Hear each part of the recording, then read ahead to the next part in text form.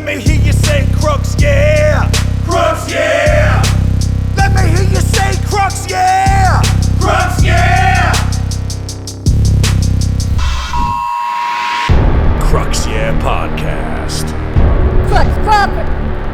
Crux, yeah, brother. Let me hear you say Crux, yeah. Back here for another episode, man. With what, dude? What are you officially going by? What are you officially going by now? I signed up as Zach Robbins now. Okay, so officially, I'm here with Zach. I guess Robbins. I'm fully transitioned. Okay, you're fully transitioned. You're fully fucking transitioned. Yeah.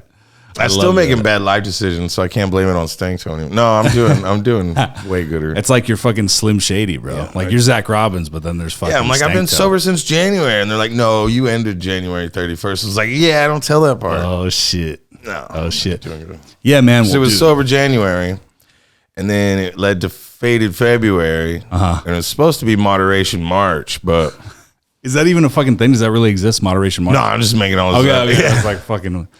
Because sober January is the thing. A lot of people try to get sober at the beginning of the year, so that's true. They might not call it sober January, but a lot of people do. I mean, it was my own idea. I did it. I made it to 31 days. I mean, got the $500 from my mom's for doing it. So even though I was honest, I was like, okay, I did get paid to go to California for work. Yeah. And I was eating a burger on the beach.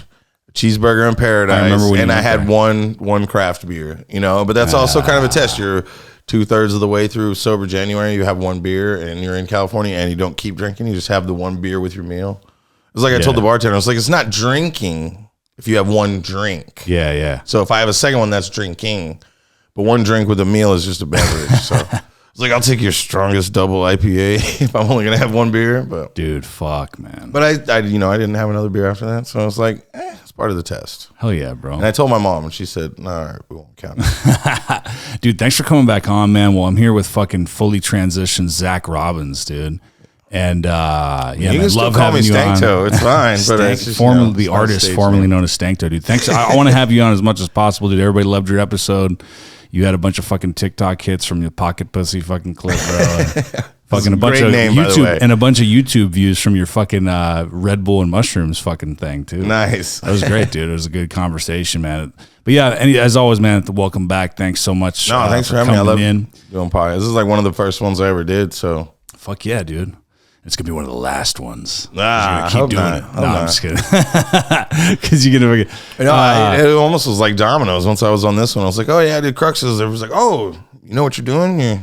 I guess they checked it out. They're like, all right, he's a decent guest. We'll have him on. So I mean, I've done. Dude. I'm glad, dude. Mike Tribbies, and I got on Basement Manifesto a couple times. And hell yeah, no, I know. It's great. Did the old Foolish House Boys. Yeah, dude, I saw those guys started it up, dude. Those fucking God, their guys. Intro song. Yours and theirs are like my two favorite intro songs ever. I just finally got a chance to check out their podcast the other day, man. I do like their intro song. I think that's very creative. I think it's cool when people go the extra mile. It's so light and airy, and it's like if you don't come on our show, we'll fucking kill you or whatever the fuck. Yeah. It's Foolish House. So when I see them together, I just walk up and I go, "It's Foolish House." Right? Yeah, sure. I just saw him at Grandma's up there. Dude, I saw so Hugo. Like, I hadn't seen him for a long time. I know I met him before, like months and months ago. He was and then just I saw hosting him. Grandma's, and another comedian took his shirt off, so they both took their shirt. So I have a picture of him shirtless now. So that's in my phone. Fuck yeah! Sorry, go ahead. Shirtless. No, it's all good, man. So I saw him at Smokehouse, and he was like fucking.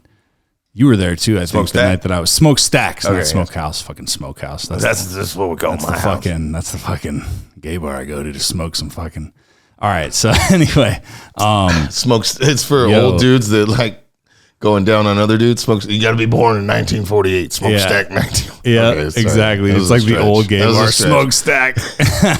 Okay, so dude, they check your ID just to see if you were born in 1948 or before. Yeah, dude. And they're like, "Come on in." Nobody's dicks work. What would that be, like 73 and up? Yeah, dude. Instead of 20. Hugo was there, right? And he was like fucking wasted. And then like he was like, "What's up, man? Your fucking podcast fucking puts up numbers, bro. Should hit me up sometime, bro. I'll hit you up or whatever." He's like aggressively sweet when he's drunk. Yeah, he's like, "What's up? You're so fucking handsome." Like he's aggressively sweet. He's like, "You're so fucking handsome." It's like the shit he says. It's like, "You're a beautiful man." Cool guy. But he's all like mad about it. Yeah, dude, he's a cool guy. But like, anyway, yeah, I checked out Foolish House for the first time.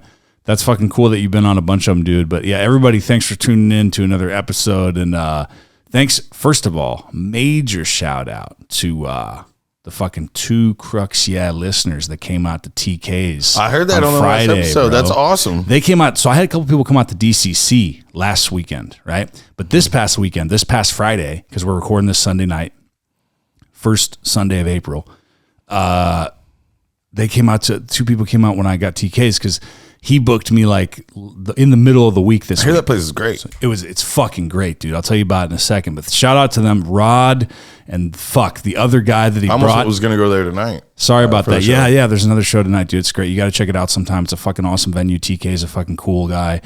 But yeah, shout out to those people. And real quick, man, before I forget, because what I try to do at the beginning of the episode is all the fucking social media shit and all the fucking where you gonna be's, all your upcoming shows. I like that. So first of all, to get it out of the way and not do it at the end, you can follow me on TikTok and Instagram at Crux Crawford, CRUX Crawford, just like it's spelled, because there's no other name like it.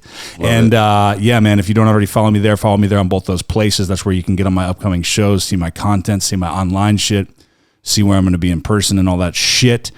Thanks for following the podcast. If you listen on Spotify, leave me a 5-star rating on there. If you listen on Apple Podcasts, leave me a 5-star rating and throw a review in there if you want to.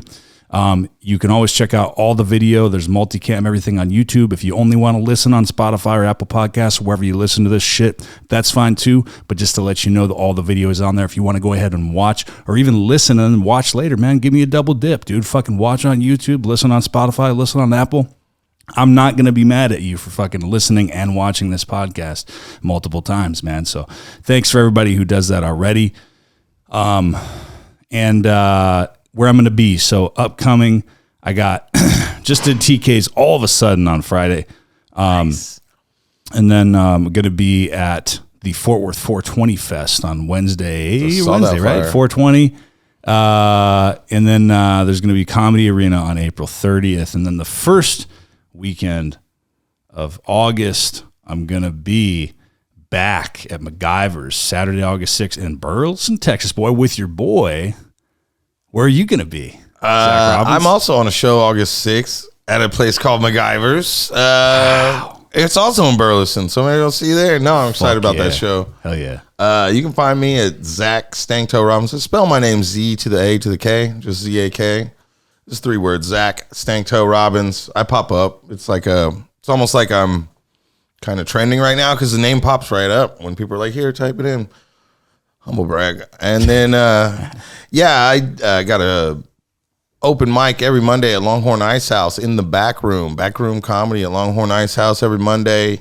Hit me up for signups. We do a monthly showcase. We have a show this coming April 4th. We got Ollie Nazari, the blind comedian. We got Amanda French. We got Judah Z. I'm on there. I believe Ryan Shover's on there. So we got that show, and I believe I'm in charge of booking that one from here on out. So fuck yeah. Got a spot for you, buddy. And hell yeah, dude. That's fucking awesome. I'm also at MacGyver's again, just doing a 5-minute quick spot. Hell yeah, dude. In May 5th, I believe. Let me tell you, last MacGyver. So I don't know how yesterday. That was last night. No, he said it was great. I'm sure it was great. I was doing family stuff, but I said the one that you went to, right? The one that we went to just Joey watch, Johnson. Right? Yeah. Last month in March, right? The beginning of March. Just so everybody knows, Zach Robbins, the artist formerly known as Stanktoe, saved the fucking show, bro. He was a save a show motherfucker, dude, because the sound was just fucked. Oh, I walked up and Jacob sounded like a robot. He sounded like talking he through was a tin talking can. And I was like, he's like, oh, only one side's working. And I was like, this is unacceptable. So I kept asking, should I go get my amp? I have it and then I just went and grabbed it. Yeah. And then in between sets, I had it ready, threw it on, and it sounded way gooder. Oh, you fucking saved it, bro. It sounded great. It sounded horrible before. Yeah, imagine if they had to sorry, I paid the comedians. I don't have any money to pay. I was like, I'm just glad I came. I'm glad I'm here to help. Saved it because you're a fucking G. Well, they used my equipment last night. That's why I get 5 minutes next month. He's like, I'm just giving you that because I was like, you don't have to give me a spot for using the gear. I bought it to share with everybody. It's still really great of you shows. to do that, man. It's really great of you. Andrew used it for 6 months for Bodega and for Low Key. So good, man. Because, dude, I'll tell you, if they had to do that whole show with that shitty sound sounding the way that it did, that would have been fucked. Yeah, you know what I mean? People would have heard it, but it's you don't hear it good and crisp. I feel like it's distracting too. Yeah, because if you listen like that, you're listening. It doesn't sound like a quality show. Yeah. Either. It doesn't encourage you to come back. No, because I can hear what you're saying, but also at the same time, you're in the back of my mind, I'm focused on the fact that it sounds weird. You know what I mean? Even if I listen, fully concentrate. Yeah, and you're in music, so you're fine-tuned ear for sound, and I work in TV, and I know when it's like, no, that's not right. Yeah, man, exactly, dude. No, for sure, that fucking would have bugged the hell out of me, dude. Especially if I had to perform that. Oh my god, that would have pissed me off. I would have gotten in my own head about it just because I know that the sound's fucked. Because, like you said, like I pay attention to sound, just like you do. So, hell yeah, man, we're gonna be back over there. That's where you can follow us. That's where you can see us. And yeah, man, shout out to the people that came out from the podcast. Those two motherfuckers, gangster motherfuckers. That's awesome. Came out to TK. Two came out and brought a lady each, so that's 4 people. DCC they did. These two were just solo. These were fucking cock-slinging bachelors, dude. Nice. And they hooked up with some chicks right at the show. No, I'm kidding. But they fucking, man. I'm sure they did after because they're fucking studs for coming out supporting Crux. Yeah. But yeah, they came out. Local live comedy. Fuck that's yeah, beautiful. bro. They came out. And by the way, hit me up. One thing I forgot to mention, if you listen to this podcast regularly, hit me up, cruxcrawford@gmail.com. If you want to come and see me, I'll tell you what I'll do, because that's what I did on the email list for these guys, because that's what I've been doing to a couple people. I've only been doing it through email right now, but I'll go ahead and say it on an episode, and I should probably start saying it more. If you want to come see me and you would listen to the podcast, shoot me an email, cruxcrawford@gmail.com. I will get you in to wherever I'm performing for free as a listener. So just, you got to hit me up ahead of time. I say my dates at the beginning of the episodes. If you want to come see me, let me know, shoot me an email, which show you want to go to, and I'll make sure you get in for free. It's called a guest list, and you'd be on it. Yeah, you'll get on it. Yeah, man, hit me up. That's what I want to start doing, because I felt bad, man. These guys are coming out to support, and I appreciate people paying, but let me do something, man. You're helping me out. Yeah. You're listening. You're coming out to support. So yeah, hit me up. And then also, if you want to send me clips, you want to send me shit to talk about or go over on the show, cruxcrawford@gmail.com again, or you can shoot me a DM on all the fucking social media platforms, whatever. Feel free to do that too. And thanks for everybody that has. Sorry I haven't had time to look at some of the stuff that you sent, because I've been so fucking busy doing family stuff, doing comedy stuff, doing music stuff, jacking off, all the fucking things that are important. But I promise I will get to it. God damn it. I was married. I had to jack off too. Yeah, exactly, dude. Man, fucking TK, I'll tell you right now, dude. TK's, first of all, shout out to TK. Awesome guy. Great fucking comic. Saw his comedy for the first time. I had to follow him on Friday at the show. Fucking killer, man. Super chops. Tons of experience. Big time, dude. He was fucking murdering, dude. He was murdering, dude. But you know what? After my set, he fucking twice, he was like, dude, that was fucking good. You had a good set, dude. That was a good set. So I was like, okay, I felt better. And I'm not saying that to be like, hey, look at me. I'm saying that to be like, thank God, because he fucking did really well. And that's the first time I'd ever seen him do stand-up. I think that was the first time a lot of people saw him do stand-up. And he fucking killed it. Like, his chops show. So the fact that he was like, hey, man, that was good. I was like, thanks. At least I didn't fucking suck that bad, following that kind of experience. You know what I'm saying? No, that sounds. I mean, I know I want to check that out, because they've been doing hella shows. Everybody's getting booked left and right.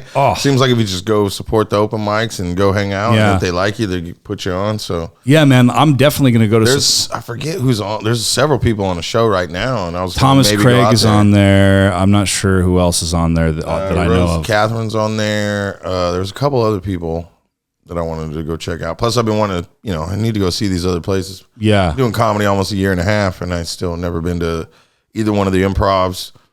Right. I haven't been those are great, Plano House of Comedy. Right. I have been there for a show, but I need to start going there more too. But yeah, TK's, I'll tell you right now, shout out to that venue and shout out to the guy, because I came. They do an open mic Tuesdays and Wednesdays, right? I did the Tuesday the first time. I saw him. There was a thin fucking crowd, mostly comics, made him laugh, came back the next week. Didn't go there the week after that. Came back this last week, just popped in there real quick. I was bouncing back and forth between Addison Improv and TK's, because I was trying to get on at the Sippin' and Trippin' show. That rotates. That's Addison one week and then Arlington one week for the improvs. I need to know more about the improvs, because I've never been. Right. So I was over for sure. I was over the Sippin' and Trippin' show. I popped in real quick to TK's. And I did well, and he was like, hey man, do this weekend. But yeah, I'm going to start going there to support too, because there were a number of people that just showed up to support. Mac McElhone was there to support the show. JD Poe was there to support the show. A couple other people that I forget off the top of my head that were there to support it. It was a nice little crowd too. It was 30, 40 people. Got some nice tape, got some nice footage from the show. I haven't watched it yet. because I fucking procrastinate on watching myself because I don't like to do it. No, but I have to do it because that's the way you get better. I was driving to Dallas and I had a show, so I was listening to some old sets, and I listened to almost 45 minutes of myself of old sets, and then all of a sudden I realized that I was just driving myself crazy and I had to stop because I was listening to bad sets, not just that one that I wanted to hear the things that just came out of me on stage and add that to the set, and I just went down the rabbit hole of and it got way into like old bodega sets with nobody there when I was just upset, and I was like, no, this is not cool the vibe. That you record this that is not the vibe I wanted. No, it's very good. I should be I at least more. do audio.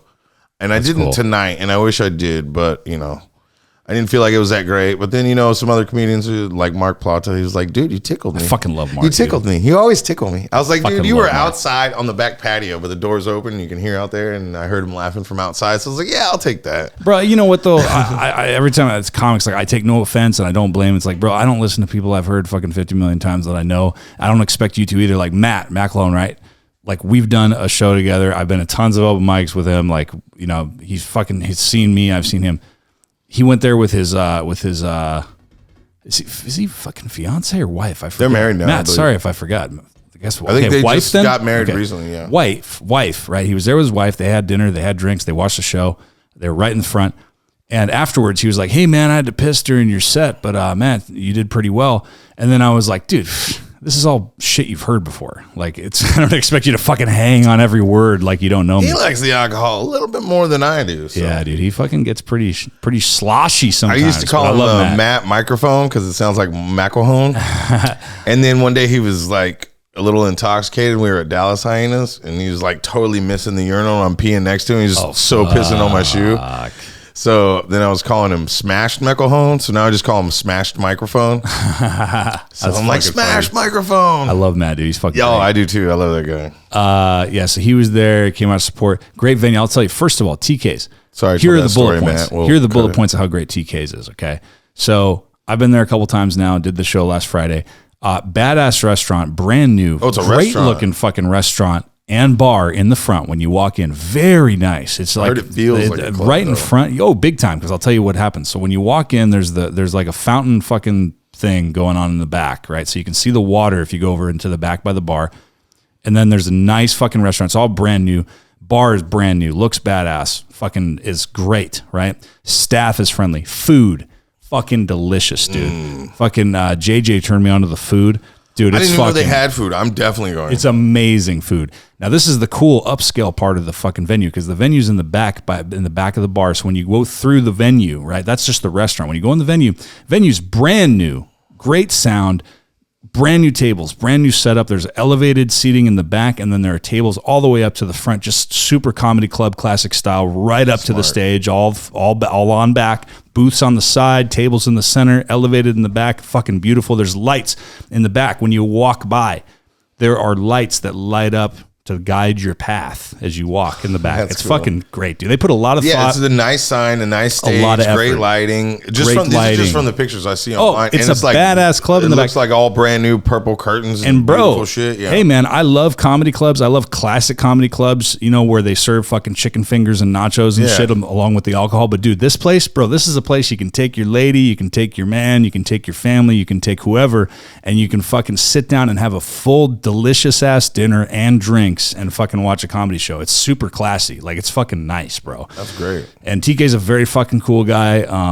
He's doing a lot for the scene right now, man. He's giving some people chances and he's putting people he likes up, and it's fucking great, dude. You got to go check it out. It's a fucking great club. And if you're just a listener, go to a show there, go have dinner there, go have drinks there. You're going to love it, dude. This is a nice fucking place. I'll tell you right now. I'm going to go check out a Wednesday or Tuesday early or a Wednesday. Yeah, because it's worth it. Open mic. It's worth it, dude. You should go. He fucking watches the comedians if you want to fucking try to get on there, and then just aside from that, just going to a show is fucking great. I'm gonna start going there just to fucking hang out and maybe jack off in the back. You know what I mean? Because it's fucking great. It's fucking great. So what else been going on with you lately, man? I haven't talked to you. I see you randomly, but we're always moving from one mic to the other. Yeah. Just been hosting the mic on Mondays at Longhorn Ice House. doing a monthly showcase. Yeah, that's right, man. You were just starting to do that the last time you were here. How's that been going? Yeah, it's been going great. We got our own room in the back. There's actually a green room if we do have a bigger shows. A side green room where you come right out back, go on stage. They got a small stage for us. They got a spotlight. They have a wireless system all set up. It's kind of creepy. A lot of people comment it because we're in this back room in this Longhorn Ice House right by the lodge in Dallas. But there's all these deer heads and moose heads all on the walls in this back room that we're at. So they're like, what do we need? More dead animals in here? Yes, bring more dead animals. Like, this is what somebody was saying last time. So, but other than that, it's like we got our own room back there. Plus, the bar's great, and they have good food too. So, all the little waitresses wear, like during the week, they wear like basically the compression shorts for men, like tight ass little men's underwear, basically. Is this kind of? But on the weekends, they wear thongs. So is this kind of like a redneck heaven kind of thing? I guess kind of, yeah, like a Twin Peaks or something. Yeah, I got you. But I mean. They're all very sweet. Paige takes great care of us. We're friends on Instagram now. She's a sneakerhead. She's got her own YouTube page where she tries on different sneakers. She's like, you got to get these shoes. Hell yeah, dude. I was like, you got to get my nachos out there, girl. Out of that salamander, bro. You know what a salamander is? Yeah. Yeah, dude. The fucking some people don't know what that is, dude. Oh, they have blind salamanders in Barton Springs in Austin. Oh, yeah? Yeah, and they go. Wait, they have what? Blind salamanders. What does that mean?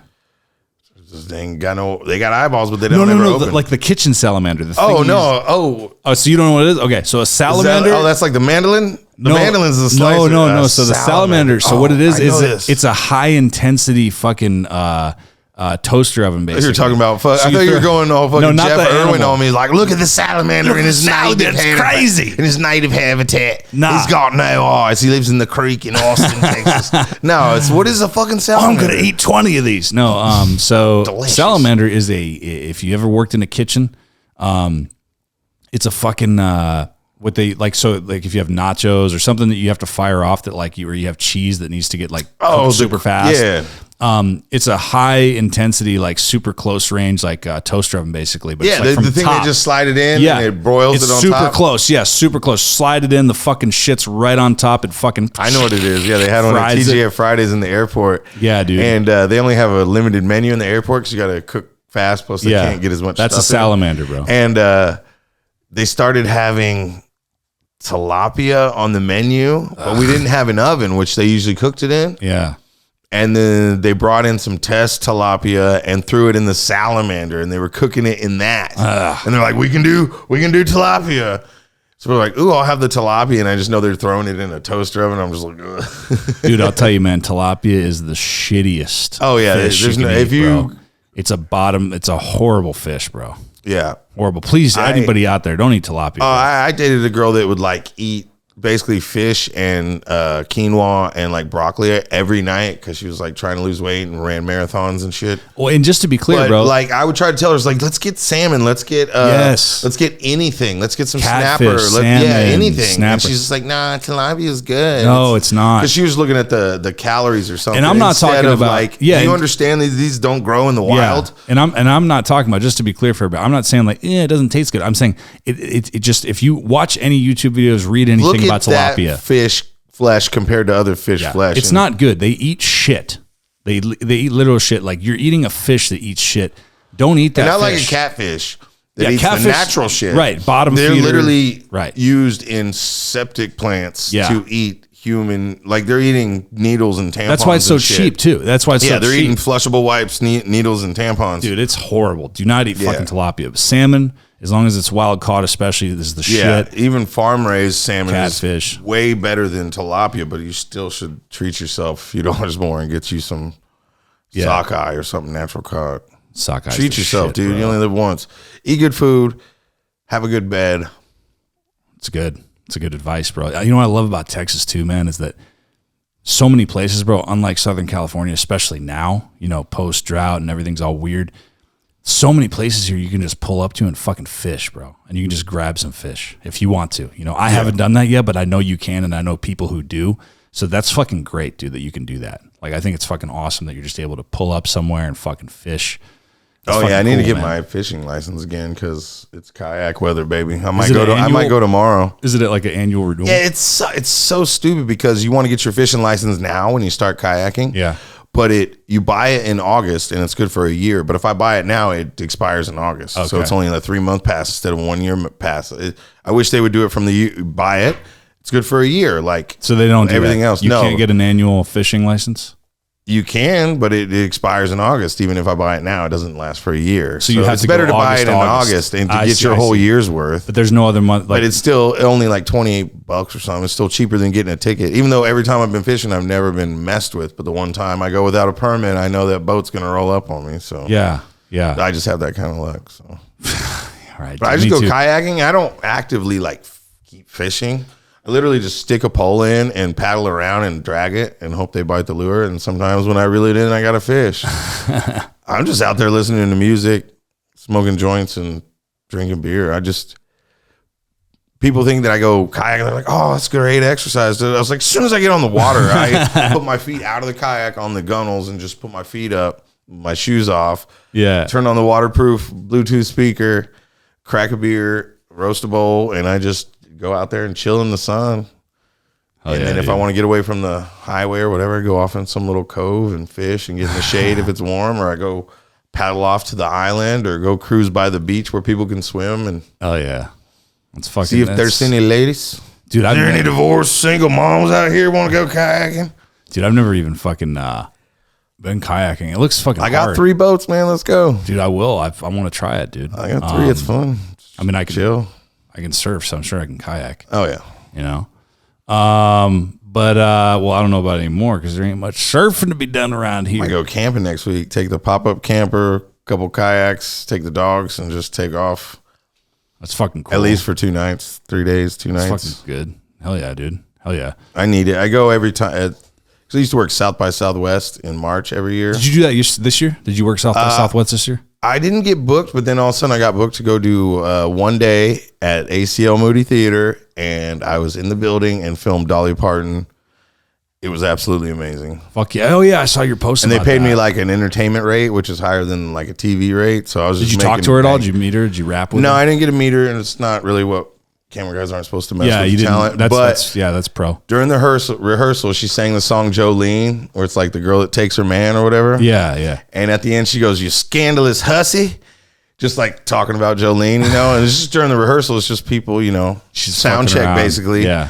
And I'm in the front, I'm like, you know, right at the edge of the stage filming up at her in the pit. Yeah. And she said that, and I just laughed out loud. You know, I was like, she's hilarious. I just started cracking up, and she turned over and saw me laughing at her and smiled. And I'm like, that's all I need, you know? Yeah. That's all I need. Because you're not picking up sound. You're not a live sound, right? You're just doing the video feed. No, I'm listening to my director in the ear to see where he wants me to go next. Right. So if you laugh, it's not a big deal. It's like no, they're not hearing me. She could hear me when there's no crowd and it's sound check, and I'm right in the front row. I'm just like, Plus, I just let it out, and I kind of wanted her to hear me. So, what venue is that in? ACL Moody Theater. Oh, you just fucking said that. The famous theater that they do Austin City Limits ACL show in, dude. It's awesome. That's fucking cool. It was awesome. It was great. And they had great food. I showed up, they had fajitas, and then later they brought in a bunch of barbecue. So like, and there was 4 or 5 bands that were only doing like 20 minutes. Oh yeah. And then Dolly did 10 songs, 45 minutes. Oh fuck. So it was an easy day. But like in between each band, we had like 10 minutes. So I'd go to the bathroom and I'd grab me a piece of bread and throw on some fatty brisket and make me a little fat sandwich. Fuck yeah. Grab me another Red Bull, because there's Red Bull and food and all kinds of. Who caters that shit? Oh, dude, it was for Dolly Parton, and the whole crew back there got access to everything. So I'm just like eating burnt end brisket sandwiches and chugging free Red Bull. It was great. But is there a specific barbecue spot that caters to that? I believe it was Cooper's. I saw that on the thing when they were bringing it in. So somewhere in Austin, one of the Austin ones. Last time in there was Valentina's, which is one of my very favorite barbecue places in Austin. Oh, really? Oh, it's absolutely amazing. And that's how I got me hooked. Last time they were there, they just had the homemade tortillas and brisket, and there was sides of coleslaw and then some barbecue sauce. So I basically made a brisket taco with some coleslaw and barbecue sauce on there, and they actually have a sandwich that they serve like that. But they have homemade tortillas, and that brisket is some of the best I've ever eaten. Oh shit! And I lived in Austin 13 years, so I did. I was going to say, what would you if you did some research? If you had to do a non-discriminate top 3 of barbecue, like for Austin, what would you say? Well, I never I lived in Austin 13 years and I never stood in line for Franklin's, but we did sell them when I worked at a toilet or at a janitorial supply company. We did sell them their butcher paper and napkins and shit. So I did deliveries there. And when we got the account, they sent over some barbecue. Oh, okay. And the office guys destroyed it, but I did try like one little piece of leftover fatty brisket, and I was like, this is amazing. So I did try it. It was cold, leftover in the wrapper, and I eat it. I was just a delivery guy, so I was hungry as hell. I remember it being amazing, but I've never had their full stuff. What about like Stubbs or like fucking all that Stubbs shit? is just old. It's not that great. It's just famous. I'd rather go to a concert than eat their barbecue. Okay. But Valentina's. Terry Black's, is that Terry Black's is overblown or too? It's overpriced, but it's decent. Have you eaten we went to Lockhart though when we tried like 3 different ones. Like Smitty's is good. I think that's where the original Terry Black's is in Lockhart. So that was good. And then crap, I forget the other one, but what about have you ever eaten at Meet You Anywhere over here in Dallas, Fort Worth, Texas? No, I need some good barbecue spots. Meet You Anywhere, MEAT, they are fucking really good. And the cool thing about them, the unique thing is that they serve breakfast too. So they open in the morning, like 7 or 8 or some shit like that in the morning, and they have breakfast, tacos with brisket in tacos, it. Oh, dude, brisket burritos. They got fucking all kinds of fucking shit. For breakfast, they got full breakfast menu that you can get with tortillas and everything, and then they also have your classic kind of barbecue with the sides.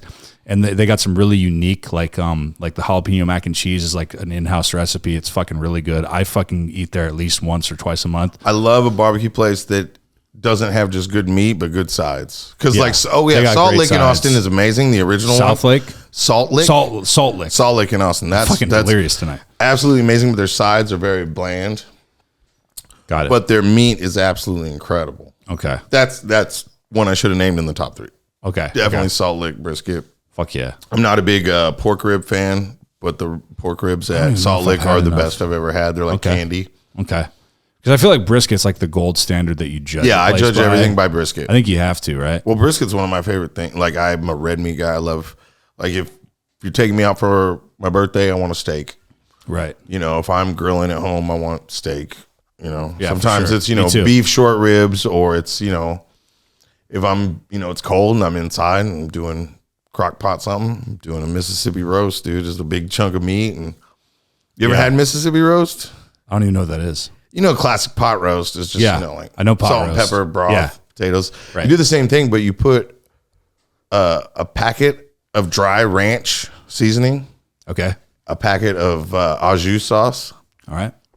And then you get like a 16-ounce jar of pepperoncinis and pour in most of the juice and most of the pepperoncinis. And that brine from the pepperoncinis mixed with the ranch and the au jus is the most incredible thing. I don't even make my mom's style classic pot roast. It's all Mississippi style now. That's fucking great, bro. That sounds fucking good.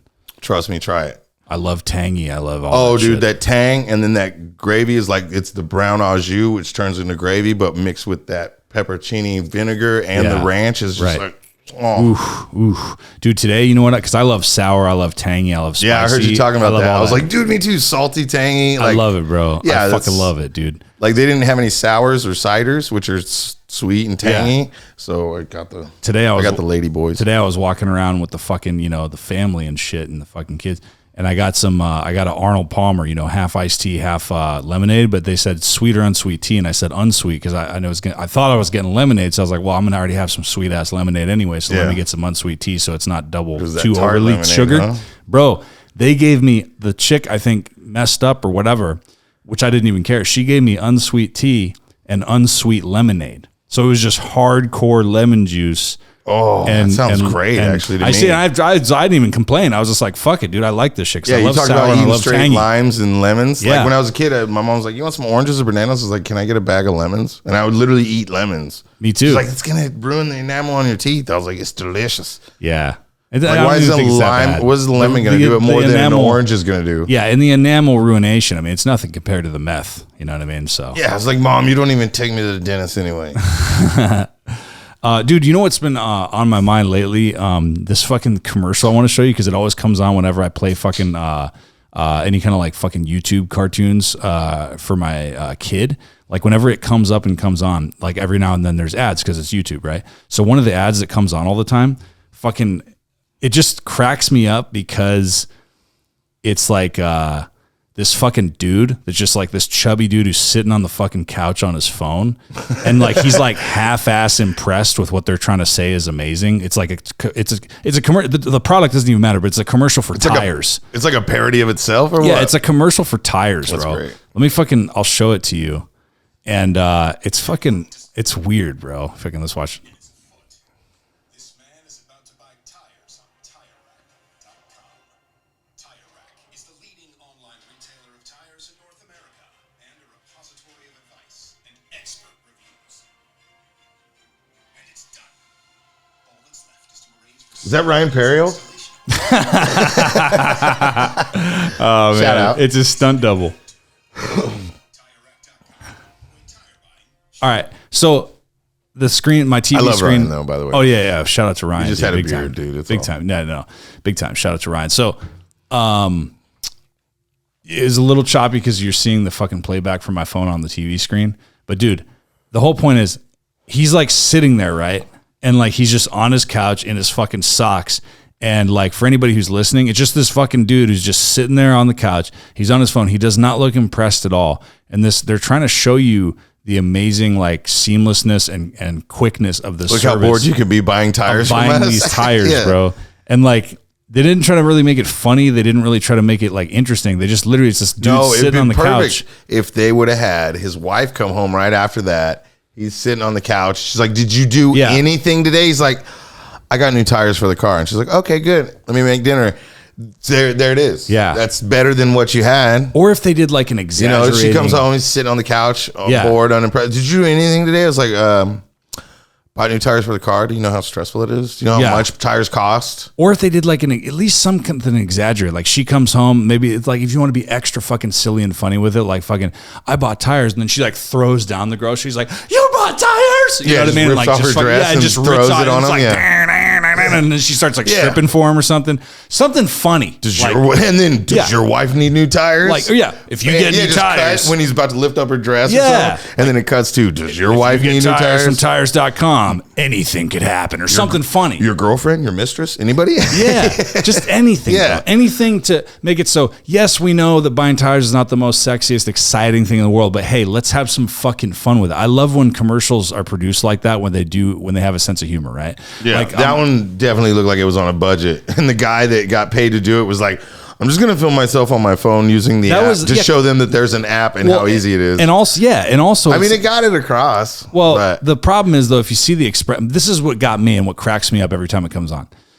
The expressions on that guy's face, okay? Like when he's on his phone and he's ordering and they're trying to make it seem like, "Yes, I'm fucking ready in minutes and this happens so quickly and it's so he's fucking very easy." unimpressed. He's just like, yeah, it's like he when makes Ryan his fucking Perrier face. watches my comedy. That's why I say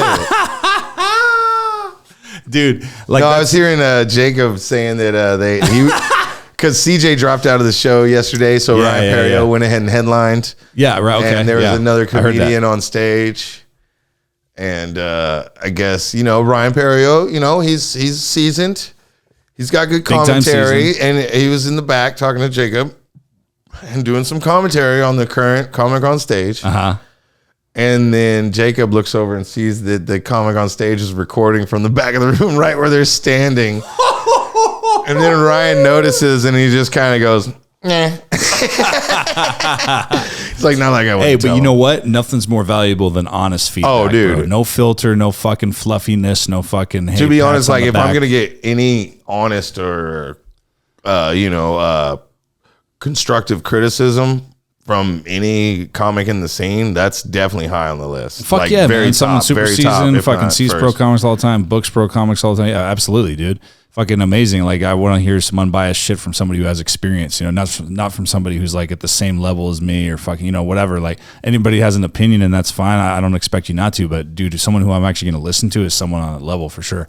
I like that he's where he's at, but he still comes to open mics. Big time. And then if he sees you, he's not going to be big talkative to you, but once he warms up to you, it's still nice to see somebody on that level that it'll still talk to him, an open micer, basically. Yeah, 100%, dude.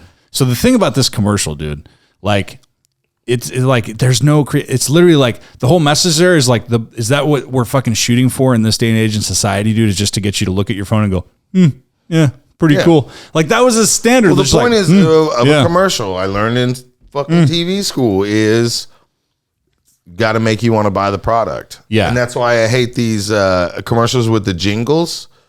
Or the stuff that I hate, like I hate Flo from Progressive. I just can't stand her, so I just won't even get a quote from them. She's got to be making, you know what I'm saying? From those, but Geico with the lizard and the caveman and all the stuff they're doing, I would go to them for a quote first. You know, I literally would. I know that in my head, and that's all from advertising. But it's got to make you want to buy the product, right? Because like, I feel like if you didn't have the gecko, what are you doing with that? If you didn't have the gecko, right? You never had the gecko for Geico, and it was literally just like, this insurance is really fast. You know, this fucking idiot sitting on the couch. You're just telling like that's pretty fast. No, you got to make them laugh and then be like, okay, Geico, sure. Speaking of, another case, got to get in their head. Another case in point with getting in your head and making something really appealing and bringing it back up because of the ad is, the best example of that is I was watching this whole, not a documentary, but I was watching some fucking show about it. Is the fucking, the Chihuahua, the Taco Bell Chihuahua. Yo quiero Taco Bell. Oh, yeah. That fucking Chihuahua, dude. He fucking saved Taco Bell. He saved Taco Bell. I saw a thing. Oh, yeah. Weren't they like basically going because you know how the same company, it's like a subsidiary of Pepsi or something. They own KFC, Pizza Hut, and Taco Bell. So they were seriously considering Taco Bell was the lowest of those three in terms of sales. Trilogy of death. Yeah. Trilogy of fucking stoner death. So they were the lowest on the totem pole. Pizza Hut and KFC at that time in the 90s. 1, 2, and 3. They were fucking kicking their ass, right? And they were thinking about just fucking Xing out Taco Bell altogether because it was failing so miserably and sales were down.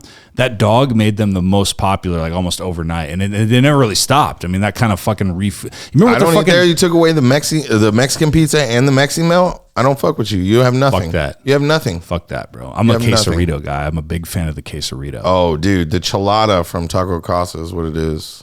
I'm new to Taco Casa, dude, and I do like it. I like the black olives. Dude, you go back there and you see them cooking actual meat. You see them That's true. grating cheese from an actual block of cheese. There's not coming from bags, dude. They actually cut up the lettuce. Those guys are back there snorting actual meth. It's kind of like meth. In and out. It's very basic of what they have, but what they do great. Yeah, Taco Casa is amazing. Right, and their employees. Dude, their nachos are great. Their employees are on real drugs. Oh, yeah, I live in Azle, dude, and the taco casas I go to, they're like, sauce with that? And I'm like, yeah, give me some of that cheap taco packet sauce. How many you want? I'm like, are you counting them? You're like, oh, I don't know. There's a homeless girl, Donna, that lives out in Azle, and she walks from like... There's homeless people out there? Where do they go? There's this one lady, and dude, like every time I used to drive to Mad Hatter's on Monday, she would just be crossing in the middle of, 199 Henderson coming from Azle, right? And right before you get to the city, all of a sudden I'd see some lady in the middle of the road with a big old, homeless Santa Claus looking bag full of something, just a big trash bag or duffel bag full of something. She's just crossing the road on a 45, 50 mile an hour highway in the dark. And I'm just like, I almost killed Crazy Donna again. Dude, happened like 3 weeks in a row. I was like, I almost murdered this homeless woman just because she's walking in the road at night. Damn, dude. Welcome to Azle. That's fucking crazy, dude. Yeah, man, signature fucking homeless. But yeah, Taco Casa, I like how they put those fucking black olives in there, bro. It's like a simple little touch, but I like it. You can ask for extra and they olives. will load it up. And I love black olives. So bam. I'm an all around olive guy. I like dude, blue bits, cheese green, stuffed, black. jalapeno stuffed. Yeah, oh dude, yeah, I'm an equal opportunity pimento green, olive black, Kalamata. I love it. I love it, dude. What were we talking about before that? Oh yeah, but this fucking commercial. There's so many things they could have done with it, dude. There's so many things they could have. It is a total missed opportunity. Yeah, it just doesn't sound interesting. And the look on the guy's face, I'm just thinking like, is that the what fucking were they even standard? selling? Just yeah, exactly. Who buys tires online? The only tire I ever bought online was for a motorcycle because it had to find it. Dude, fucking tires are fucking. I want to see what kind of tire you're about to put on my truck. You roll it out to me and let me slap it before you put it on my truck. Tires are crazy because it's something that you totally take for granted and it's uninteresting. But if you have a problem with even one out of the 4 tires on your vehicle, you are fucked. Oh, now that I have a truck with huge tires, like, oh yeah, truck tires are Very expensive. It's so fucking crazy, bro. Like I had a flat tire like a few weeks ago, and it's so crazy how something small like that can just puncture it and just fucking your vehicle's fucked. You can't go anywhere. I literally have a piece of metal in 2 of my tires, and they're kind of low, and I know I need to pull that piece out and plug them, and I just haven't. It's been months. Man. Luckily, but I carry a plug kit in my car, so if I do get a nail in there, I can pull that out, plug it. That's good. As long as I.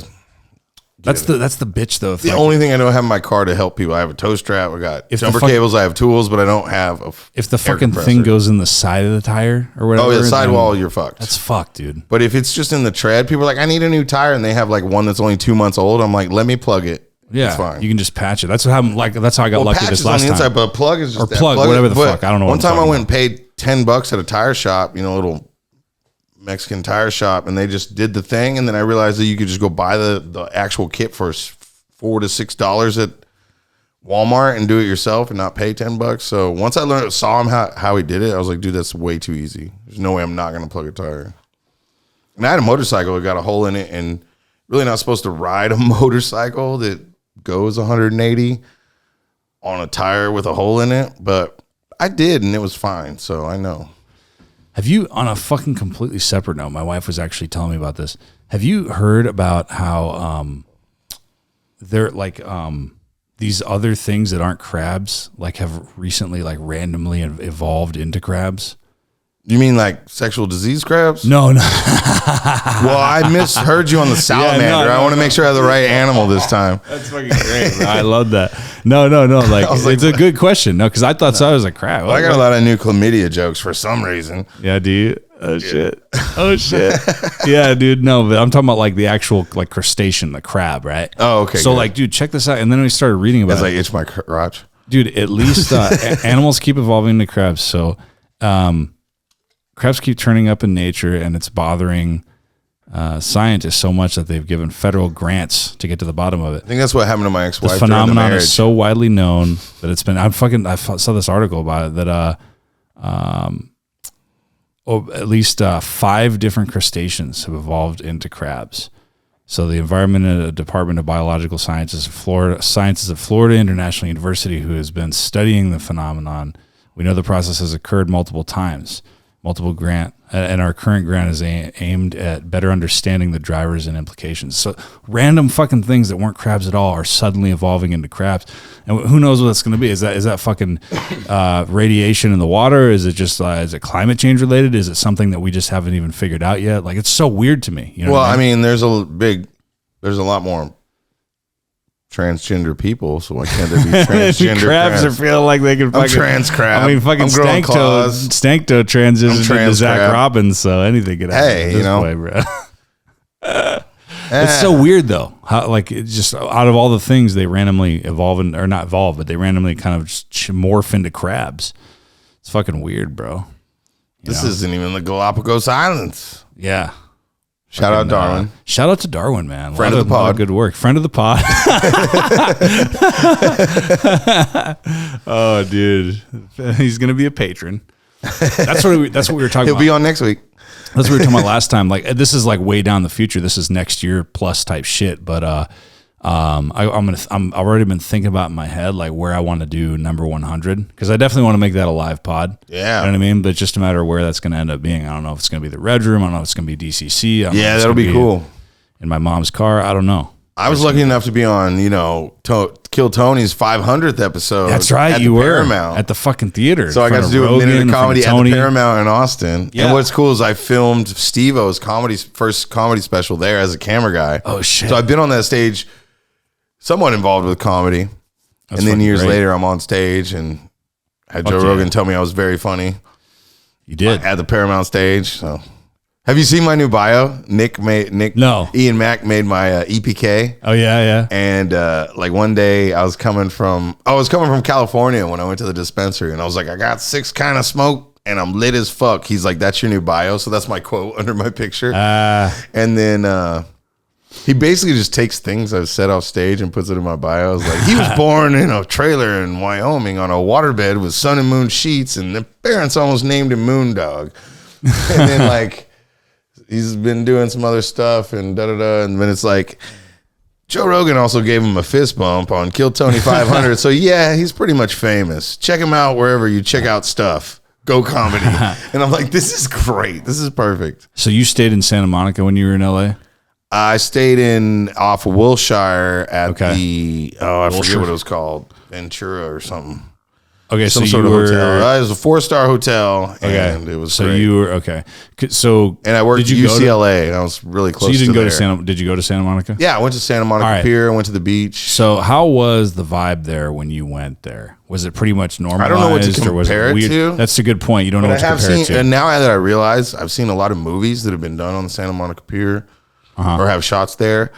But you know what was amazing? I was driving the rent-a-truck, and I'm going like, it's the same city as Grand Theft Auto. So I felt like I've been there. Like they literally have a Comedy Store in Grand Theft Auto. I went home and played the game and drove to the Comedy Store up the Walk of Fame where I drove like the week before. And I was like, I felt like when I was driving the curvy roads up in the hills. Yeah. Like, was it Laurel Canyon? Yeah. Yeah, I was up there driving there. I was like, I feel like I've been here. This is just like Grand Theft Auto, except for I cannot bounce off all the cars. The reason why I was asking you is because Santa Monica... It seemed pretty dead on the pier, though. Dude, only a couple of the restaurants were open. Post-COVID and then post-George Floyd. Like, dude, I'll tell you, because my buddy, the guy that I do We Are the Flesh with, the guy, the producer for, that I do the music shit with, he lived at that point in time, like right after COVID, right after George Floyd went down. He lived like 2 blocks away from pretty much ground zero where all the riots happened during COVID. And it was already weird because of COVID, but especially after that, the shit was really weird. So I went to CVS. I was going over to his house. We're going to record some stuff. And I walk over to the CVS that's like a block away from his house. The ceiling was still burned and fucked up, and the camera was still fucked up from when the George Floyd riots happened right there.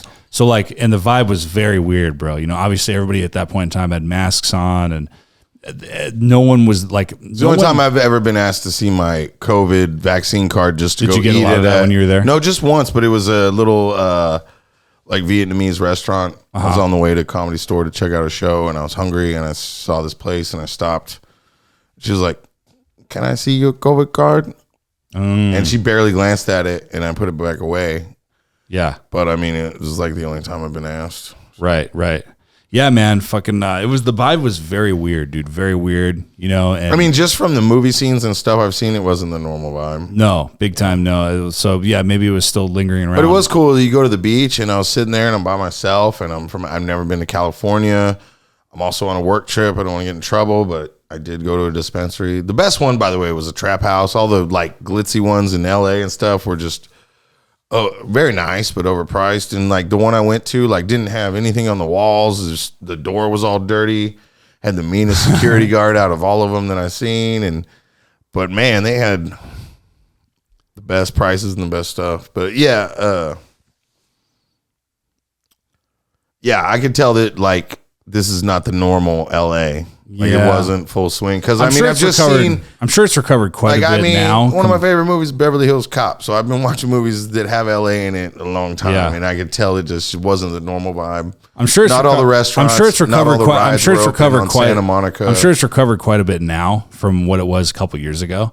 But yeah, dude, it's that was really weird because it was like everybody had moved, everybody had left, and it was only like just criminals and like random people. Very weird fucking vibe, dude. Very weird.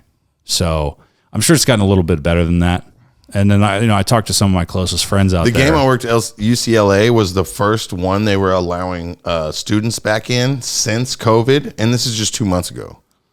The first one, fans, because when we pulled up, I was like, it looks like people were waiting in line for a concert when you had to buy tickets, in the 90s before Ticketmaster and shit. Like line all the way down the road around the campus. Everybody's excited to get back. Yeah, they were so glad to be back, and I was like, man, I would hate to working those games when the stadium's empty is so odd.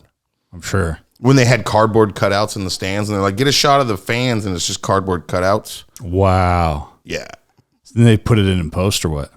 No, like it'd be a live shot. They're like, I guess give me a crowd shot. There's no crowd, but People pay like $10. What do you mean by cardboard cutouts? Cardboard cutouts of people. Like people could pay $10 and get their cardboard cutout on a seat out in the stadium, so it looked like there was at least something. And then you could see. And people were doing ones where you could put your dog on there. So like, give me shots of people's dogs. That's a pretty creative marketing thing for giving. I mean, they were still getting money because people were like, pay $25 and it looks like you're at the game. Yeah. That's and then you get your picture in the stands. That's so pretty. Still whoever thought of that, that's really creative. Oh yeah. Plus, it's still when you're shooting a game, they hate empty seats, dude. I don't want to see the empty seats. If there's empty seats, I don't want to see the empty seats. If we're recording one of our open mic comedy things and there's only a group of people, you definitely go get behind that one group of people and line up the stage to make it look like there's at least some people. I know I do. Yeah. I'm a camera guy. I do angles, but yeah, they don't like seeing empty seats. That's creative. That's interesting. That helped when we knew there was going to be empty seats for sure. Yeah, definitely. Wow, man. That's fucking, I didn't know they did that.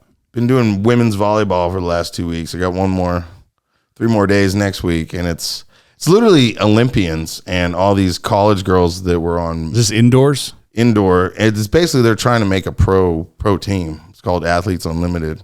Okay. But I mean, it's all these girls that were in the Olympics and major college teams, just changing teams and colors each week. They draft new teams and different teams are playing against each other. They're on the same. It's actually very awesome. High octane volleyball. That's fucking cool. But I mean, it's beautiful girls in short shorts slapping balls at each other. So it's a fun time. I love my job is what I'm saying. Plus they're there for 5 weeks and I'm there the middle 3 weeks. So I don't have to set up cameras and then shoot and tear it down. Cause usually I set it all up, then run camera and then tear it all down. But we just get to show up. The camera's set up. We shoot. Turn it off, throw a bag on it, leave. So we call that white glove in the industry. I get to white glove it for a few weeks. It's very nice. That is fucking cool, man. That is cool. Fuck, I was going to tell you something else. There was something that fucking happened to me that I was going to tell you. But it fucking escaped my mind. I can't remember what it was. But yeah, dude, my fucking parents were there watching the episode of Black Mirror, where like the two black dudes play the video game and they like fuck each other in the video game. Yeah, I saw some sort of humping going on when I was gonna go in there and say hi, but then I was like, man, y'all are what are you watching? Watching just hump sitting scene there with watching your parents. I was just called all these awkward scenes where my mom was like, let's go to this movie together, and then you're like, oh, there's a hump scene in here. Have you watched Black Mirror?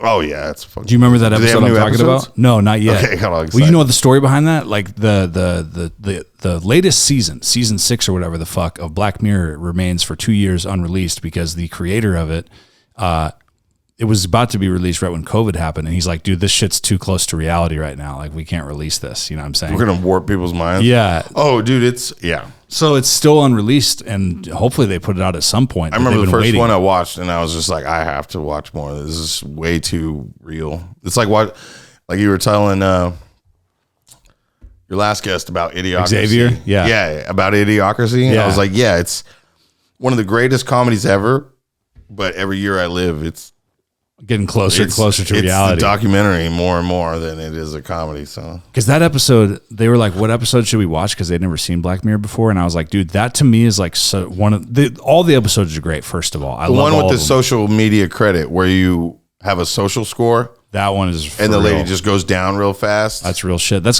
happening in China. Yeah, fucking Rogan talks about that all the time. That's why it's terrifying, dude. Imagine if that happened. You just have a bad day. Yeah. And now your social credit score goes down. Now nobody fucks with you. You can't even you can't even hitchhike. It's fucking crazy. Yeah. Yeah, man. I'm fucked. I'm a nice guy, but I do have some bad days. So. Dude, that I don't episode, really go off on the video game one is crazy for me because that one also like talk about something that I feel like the like VR and the metaverse not so and all distant that? future. Mm-hmm. The guys where like they hook up, they're the guy and the girl in the video game, even though they're just two random black dudes that are friends. They fucking end up being two Asian fighters that fucking fuck each other all the time, and they love the fantasy and they try to kiss in real life to see if they really just like gay and they really love each other. But then it doesn't work. It only works when they're in the fantasy. Yeah, I don't like killing people in real life just on Grand Theft Auto. Right. I don't really run over cops. Right. But it's fun in the video game. Right. Do you want to go to the metaverse with me? Dude, but like the metaverse right now, like so like Facebook is like uncool, and the metaverse, everybody makes fun of it and shits on it. And it is like I haven't been in there, but I've had a couple friends that have been in there, and it's just what elementary and cartoonish right now. But I'll tell you, man, I have a feeling because they're not a stupid company. They bought I'm seeing virtual comedy Oculus. clubs now. They bought cool. Oculus. They bought Oculus. So that's ahead of the game already, because I really feel like right now, and I've talked about this before, but my opinion is the VR stuff is kind of in... It's like that movie Ready Player One. Well, because it's elementary stages right now, because everything revolves around cost, right? Like think about smartphones. Smartphones were something new and not attainable for everyone in the mid 2000s, right? Like when the iPhone first came out, not everybody had an iPhone. It wasn't normal. I didn't have an iPhone until I didn't get a cell phone until 2003. A cell phone? A cell phone. Okay, at all. A regular cell phone. So like I was at a bar and so I a lot asked of a people girl for a number, and I went to the bar to get a piece of paper and a pen, and she laughed at me. She gave me her number, but she never called because I didn't have a cell phone in 2003. The next day I went to Best Buy. I was like, I want the best cell phone you sell. The best cell phone they had at the time was the Motorola Razor. Dude, so check this out. So when you get a smartphone, right? I didn't get one until like 2011 myself. I had a cell phone that had a screen, but I didn't have a smartphone. So smartphones now, pretty much everybody has one. They've made it cost effective. Like, so damn near everybody that wants one can get some kind of smartphone, right? So VR, if you get an Oculus, those are what, $300-400+ $100. They're not attainable. Not everybody has that kind of money. I can afford though. But not everybody can. I don't think right? I want one. Not that everybody much, can. though. If you got a family of 5 and you're working class, you can't get all 3 of your fucking kids Oculus. I mean, that's I'd rather expensive. have a motorcycle. Yeah, well, it's expensive, right? So my point is, it's unattainable for the general public now. But when they get the costs down to the point where everybody can get it, and then they make it small enough to where it's just like an eye contact that you put on your eye or on the side of your head, or better yet, a fucking Neuralink chip inside of your brain, dude, that's going to change the whole fucking game, because that's going to make it so anything can happen all the time, and we're not even in reality, like you said, like some Ready Player One shit. You know what I mean? I feel like that's happening. That's going to happen a lot sooner than people think it will. You know what I mean? I really do. Like, I mean, even what's the movie where it's a Disney Pixar, but they show fat people just at home getting fed and watching the screen, and their screen's right there, and they're laid back and they're fat as hell. Like, that's pretty close to reality. Pretty close right to now. reality, Yeah. pretty much. And the crazy thing about like the VR and all that shit coming together, and the way that could evolve is like, okay, so do you remember how like Blockbuster offered to buy or had an opportunity to buy out Netflix, and they passed on it? Do you remember that? You ever heard about that? I heard about it afterwards, but yeah, I was just like, because they thought that that eventually everything would switch to just being streaming and it being available exclusively on the internet. But because of the time they were in the late 90s, early 2000s, they thought, yeah, that's eventually going to happen, but that's not going to happen for like 10, 15 years. And lo and behold, it fucking happened in 5. I had Netflix before they had streaming, when you would just get sent DVDs. The fucking DVDs, yeah. Yeah, and then I had it where you would still get, they didn't have all the content, but you could still get DVDs that weren't on there, like rare random movies would still get sent to you. So I had both at one time. Me too, dude. Fucking, yeah, those like little do they still do that? Do they send? I think technically they do. I think you can technically still order. Well, I don't know about like now. If you're like, I want to see a few years random movie, yeah. Because I've been but now you can basically Google any movie, and then it'll click on it, and it's like where to watch. And you can see where to at least stream it for $3 or something. Yeah, I don't know who's still ordering those fucking sleeves. I don't know. I remember them. I do too. I used to do that shit all the time. My dad was a pretty early adopter of that. But my point is, dude, that shit happened so fast. It came way faster than people thought it was going to. And I think that same thing's going to happen with VR. I think that's going to change social media. I think that's going to change events. I think that's going to change how we interact. It's going to take a little bit of time to change. It's going to be like how all of a sudden it's like you have to register for school online, and people were like, I guess I have to get a fucking computer just for my kid to go to school. Right. Back in the 2000s and stuff. Yeah. Everything was like, it's all online. I was like, fuck, I have to have a computer to do half the things in the world now. Isn't it crazy? But it's like, it's going to get to the point where it's like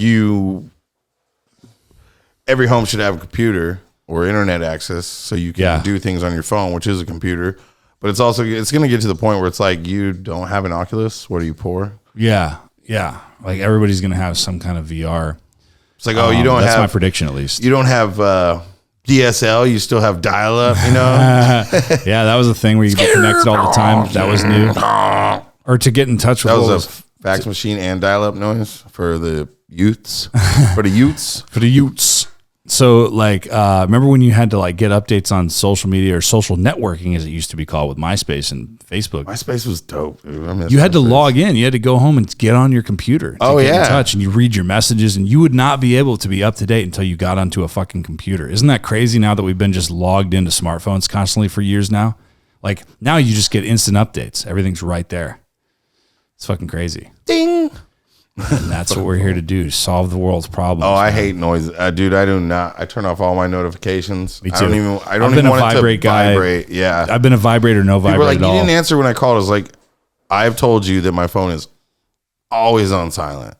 Yeah, me too. Same thing, bro. It's always on silent. Because you know what the main reason why I do it? Noises. I have mesothelioma. The main reason why I do it is because I hate fucking forgetting to turn my vibrate off, and then someone fucking texts me or calls me at 3 a.m. or something randomly, some friend of mine, or if like someone in LA that's 2 hours behind me, and I fucking get woken up by that because I'm a light sleeper, bro. Oh yeah. When I get woken up at night, it's hard to go for back me. to sleep. Yes, it's exactly. The worst. Yeah. I fucking hate. I've destroyed. After having COVID, I would just stay up all night watching Sopranos because that's when I started Sopranos. Oh shit! And so I would just stay up till 8 a.m, and I'm like, I guess I'll go to sleep now. And now my sleeping pattern is just wrecked. And so even when I'm tired, I can't go to sleep till almost the morning, and then I sleep all afternoon, and I hate it. Like I slept till 3:30 today, but I needed it because I didn't sleep Friday night. So. Oh shit! The crazy took world. Some X and hung out with an ex, and got some sex. I took some X and hung out with an ex. That's fucking great. She's like, I'm scared. I haven't done it in so long. And then she ate one. I was like, they're kind of weak. I mean, I took 2 on the way here, and then she's like, I want another one. Wow. I want to snort some. And she went wild. So whoa. But she has night terrors. Oh shit. And she also snores like a stuck pig. So what exactly defines night terrors? That's somebody just waking up and freaking out in the middle of the night, or actually was getting noise complaints at her apartment. She lives alone with her dog, and it wasn't barking from her dog. And I had hung out a couple times, and we thought it was from me being over because I talk loud or whatever. Yeah. So she's like, I can't get one more noise complaint. I'm gonna get kicked out. You can't even come over. I was like, all right. But then she found out from her sister, because she stayed at her sister's house, that she's like, oh yeah, you scream in your sleep. And when I was there Friday night, I was almost asleep, and she goes, ah! Oh fuck. That's so weird. And then just goes back to snoring. And I'm just like, I'm up. Dude, that's so funny. Yeah, she just screams, ah, fuck. And I'm just that's fucking great. Yeah, I'm saying the same thing. Ah, fuck. Yeah, so, Jesus, dude. Can we talk about this? Hey, wake up. Like, yeah, night terrors. Wow, dude. I was like, you're going to get evicted because you scream at demons in your sleep or something? Well, fuck, man. Thanks for coming by, dude. We're over the fucking time here, but I want to have you back as much as possible. Yeah, dude. Much as possible. I'm thinking about changing the landscape. I've been talking about this a little bit. Maybe bringing in chairs instead, ditching the table and just having chairs with like the arms on the side my legs table. aren't as long as yours. My feet aren't on the floor. I think I can because I want to knees would be sticking up though. Well, if this were more planned, I want to have 2 guests more often. Yeah, like, you know what I mean? Because it's more of a hang when you got 3-4 people. So I feel like it's more of a comfortable environment if I just ditch the table and get fucking chairs. For now, I can have someone over there in the other part by the sound padding by the vocal booth. Oh, there you go. You know what I mean? So then you got a third person, but it's still like, I feel like it's fine. Like, we can deal with it. Be over there on a laptop Googling shit for you. Pull it up, Zachy. Dude, Jamie. Down the road, I will get a fucking producer, bro. But like in the meantime, you could have somebody chilling over there by the vocal booth. But you know, I really want it to be like a hang. Hopefully, about to start a podcast, man. We want to do one. Good. Open Mic Trap House podcast. Oh yeah. Hopefully coming soon. Do it, man. I'm gonna dedicate a whole room in my house. I'm gonna put green screen up. It was like, I mean, I already have my band room, which is already painted cool and has instruments in my robot collection and posters and shit everywhere. So we can do it in there. Or I can just dedicate my storage room and cover it in green screen. We can do what we want. So, fuck yeah, we're going to have a place where it's already always set up. We can do it. We can have guests. I can't wait, dude. That's going to be awesome to hear. Awesome to see. Well, dude, thanks for coming by. You're going to come by again. You're always welcome to come by. And in the meantime, man, Crux, motherfuckers, thanks for listening. And we'll talk to you later. See us at McGuire's. I'm going to have Crux on the Backroom Comedy Longhorn Ice House show soon. So he'll have another date soon as well. Backroom giving out glory hole pleasure. Always. Soon. Crux, yeah, motherfuckers. Let me hear you say Crux, yeah. Crux, yeah. Let me hear you say Crux, yeah. Crux, yeah. Crux, yeah podcast. Crux proper.